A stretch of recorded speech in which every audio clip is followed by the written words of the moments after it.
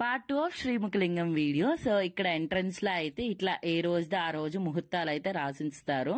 లోపట గర్భగుడిలో అయితే ఇలా శివుడు, దాని వెనకతల ఒక గోళం ఉంటది. ఆ గోళం గురించి స్టోరీ మీకు ఎవరికైనా కావాలంటే లాంగ్ వీడియోలో పోస్ట్ చేస్తాను, చూసేయండి.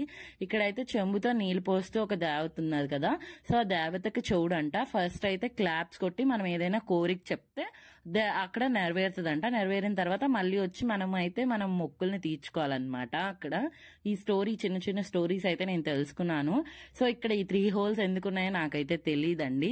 సో ఇక్కడ నేనైతే ఒక శివలింగానికి ముఖం చూశాను. సో ఇక్కడ ఫేమస్ ఏంటంటే శివలింగానికి ముఖం ఉంటది కాబట్టి శ్రీముఖలింగం అని అంటారనమాట.